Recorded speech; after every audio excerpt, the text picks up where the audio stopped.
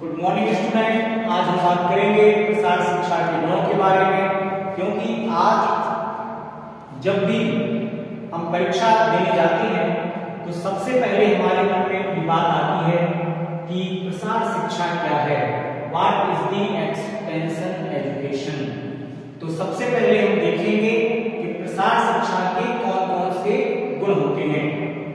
प्रसार शिक्षा के गुणों में पहला गुण आता है कि प्रसार शिक्षा बिना पाठ्यक्रम के चलाई जाती है, अर्थात प्रसार शिक्षा का कोई एक निश्चित पाठ्यक्रम नहीं होता है और यह एक अनौपचारिक शिक्षा है। दूसरा पॉइंट है, सीखने वाले प्रायः अपनी इच्छा से सीखते हैं। प्रसार शिक्षा के अंतर्गत जो भी विद्यार्थी या शिक्षार्थी सीखने के लिए आते हैं केवल उनको ही सिखाया जाता है। तीसरा पॉइंट है, शिक्षा प्रायः सीखने वाले की रुचि के अनुसार होती है। ये आज के समय में एक सबसे बड़ी शिक्षा व्यवस्था की आवश्यकता है कि विद्यार्थी जो सीखना चाहता है उसके ही रुचि के अनुसार उसको शिक्षा प्रदान की जाए। चौथा पॉइंट है, प्रसार शिक्षा का क्षेत्र असीमित होता है, अर्थात प्रसार शिक्षा की कोई निश्चित सीमा रेखा नहीं होती है कि वह कितने क्षेत्र को कवर करती है। पांचवा पॉइंट है कि प्रसार शिक्षा जनता की सब प्रकार की समस्याओं का अध्ययन करना ही प्रसार शिक्षा का एक प्रमुख गुण होता है या उसकी पहचान होती है। प्रसार शिक्षा में प्रसार का कार्य मुख्य रूप से गांव में और खेतों में होता है ताकि लोग नई नई जानकारियों से रूबरू हो सके, अवगत हो सके। छठवां पॉइंट है, सीखने वाले सभी आयु वर्ग के विद्यार्थी होते हैं, अर्थात प्रसार शिक्षा में आयु और वर्ग की कोई भी सीमा रेखा नहीं होती है।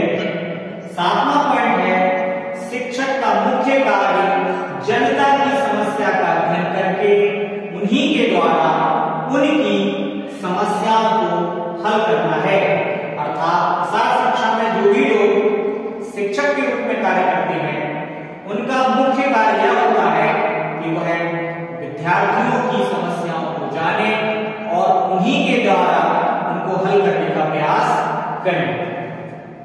अब हम देखते हैं कि प्रसार शिक्षा की विशेषताएं कौन कौन सी होती हैं। तो प्रसार शिक्षा की पहली विशेषता है, प्रसार शिक्षा एक अविरल शिक्षा पद्धति है, प्रणाली है, क्योंकि प्रसार शिक्षा निरंतर चलने वाली शिक्षा पद्धति होती है। दूसरा पॉइंट है, प्रसार शिक्षा का कोई भी अंत नहीं है, अर्थात प्रसार शिक्षा को कोई भी लिमिट फाउंडेशन में नहीं बांधा गया है। प्रसार शिक्षा में तीसरा पॉइंट है, प्रसार शिक्षा में उम्र की कोई सीमा नहीं होती है, अर्थात किसी भी उम्र आयु वर्ग के लोग प्रसार शिक्षा के अंतर्गत शिक्षा प्राप्त कर सकते हैं। चौथा पॉइंट है, प्रसार शिक्षा कॉलेज से बाहर की शिक्षा पद्धति है, अर्थात इसके लिए कोई निश्चित स्कूल कॉलेज नहीं है।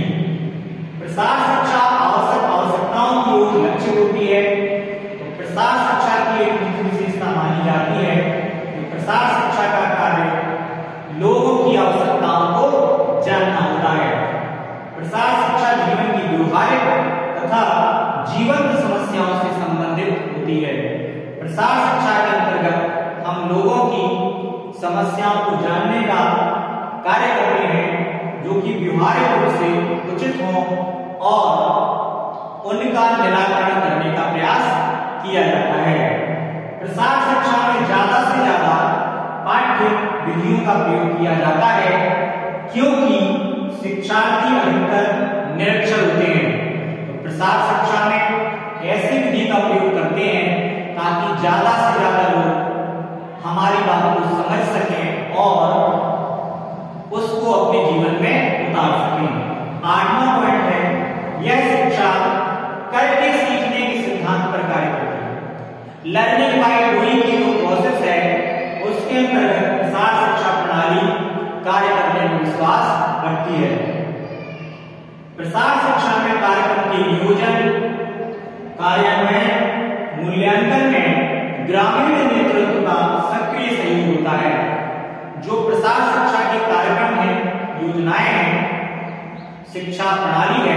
वह अधिकतर ग्रामीण क्षेत्रों में खेतों और खलिहानों में प्रदान की जाती है। तो उसमें ग्रामीण लोगों का, उनके लीडर्स का अमूल्य योगदान प्राप्त करने का प्रयास किया जाता है ताकि अधिक से अधिक लोग उससे जुड़े और उसका लाभ उठा सकें।